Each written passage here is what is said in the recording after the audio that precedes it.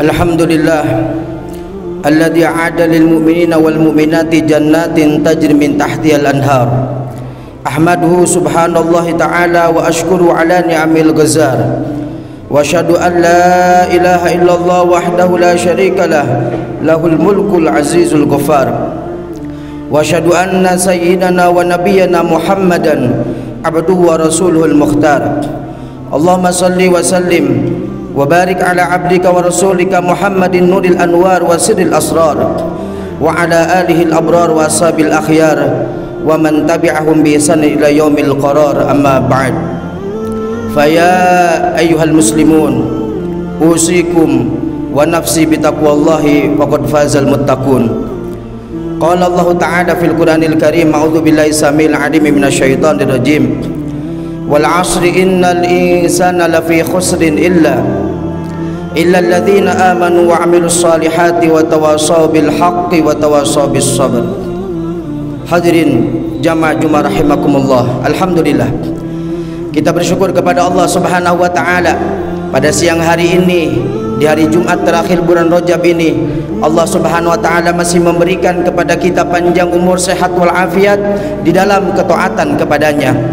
Maka dari itu kita ucapkan alhamdulillahirabbil alamin atas nikmat yang Allah berikan kepada kita, sehingga Allah Subhanahu wa taala selalu menjaga keimanan dan keislaman kita sampai kita meninggal dalam keadaan husnul khatimah. Amin.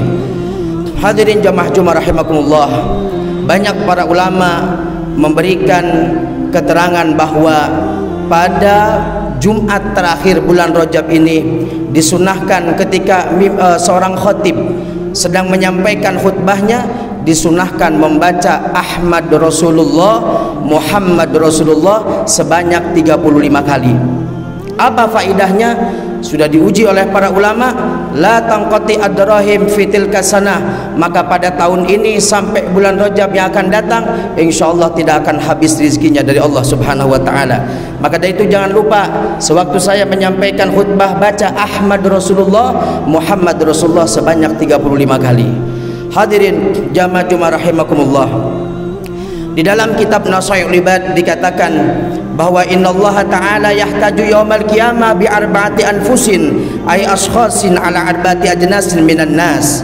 Dikatakan bahwa Allah Subhanahu wa taala di yaumil qiyamah nanti Allah akan berhujjah, akan berdalil dengan 4 manusia atas 4 golongan manusia yang lain, di mana fayahtajullahul azim, Allah Subhanahu wa taala akan berdalil, akan berhujjah alal aghniyai, atas orang-orang kaya bi Sulaiman bin Daud, dengan Nabi Sulaiman bin Daud, sehingga kan yaqula lahum, seolah-olah Allah Subhanahu wa taala di yaumil qiyamah pada waktu hisab nanti Allah bertanya kepada mereka, lima taraktumul ibadah, kenapa kalian meninggalkan ibadah, kenapa kamu tidak sholat, kenapa kamu tidak puasa, kenapa kamu tidak bangun malam ibadah kepada Allah dan lain sebagainya.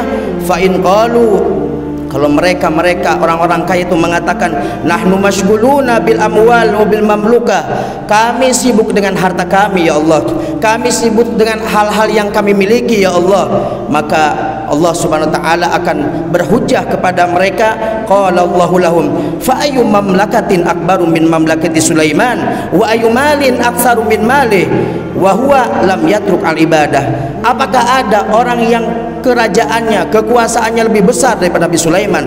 Apakah ada di dunia orang yang lebih kaya daripada Nabi Sulaiman? Tidak ada. Yang paling kaya adalah Nabi Sulaiman di dunia ini, wa huwa la yatrukul ibadah, tetapi Nabi Sulaiman tidak pernah meninggalkan ibadah. Yang kedua, wa yahtajullahu ta'ala, dan Allah berhujjah. Yang kedua, adal abid bi Yusufa, atas abid, atas budak, atau mungkin kalau saat ini atas pembantu-pembantu, pekerja-pekerja dengan Nabi Yusuf alaihissalam.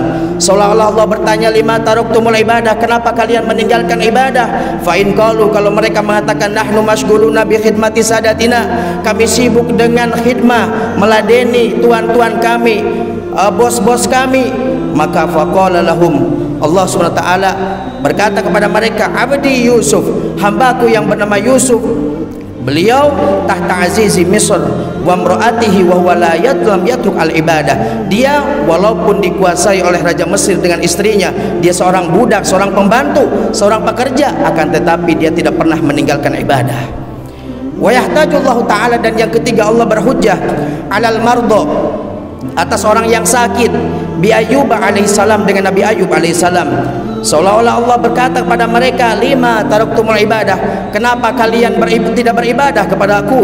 Maka fa'in qalu, ketika mereka mengatakan nahnu mardo, kami sakit ya Allah, kami sulit untuk wudu, kami sulit untuk gerak, di tangan kami ada infusan, di kepala kami ada perban dan lain sebagainya, kami sakit, tidak bisa beribadah ya Allah. Maka faqala Allahu lahum, lalu Allah berhujjah kepada mereka, abdi Ayyub, hambaku yang namanya Ayyub, Nabi Ayyub alaihissalam, maridho maradun syadidan, beliau sakit yang luar biasa, wa huwa lam yatruk al ibadah, tetapi Nabi Ayyub tidak pernah sama sekali meninggalkan ibadah. Karena ketahuilah hadirin hadirat rahimakumullah, hadirin jamaah Jumat rahimakumullah, bahwa selagi akal masih ada, mazalal aqlu maujudan, selagi akal masih ada, maka tidak boleh kita meninggalkan sholat sampai orang itu hilang akalnya atau sampai orang tersebut wafat. Dan yang terakhir, wa yahtajullahu ta'ala, Allah berhujjah kepada alal fuqara, kepada orang-orang fakir, orang-orang miskin, bi Isa, dengan Nabi Isa alaihi salam. Kan yaqulallahu lahum, seolah-olah Allah berkata kepada mereka, lima taraktumul ibadah, kenapa kalian semua meninggalkan ibadah? Apa yang menyebabkan kalian sulit ibadah? Fa in qalu, kalau mereka mengatakan, nahnu masghuluna bi masyaqqatil faqri, kami sibuk dengan susah payahnya kefakiran, kami fakir, kami miskin, sehingga kami sulit mencari untuk makan, untuk minum, untuk anak, istri dan lain sebagainya. Qala Allahu lahum, maka Allah berdalil kepada mereka, abdi Isa, hambaku yang namanya Nabi Isa, afqaru man fil ardi, beliau adalah orang yang paling fakir di dunia ini, wa huwa lam yamlik syai'an, beliau tidak memiliki apa-apa minad dunia, tidak memiliki apa-apa dari dunia.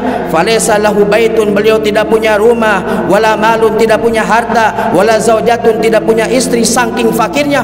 Wa lam yatruk al ibadah, tetapi Nabi Isa tidak pernah meninggalkan ibadah.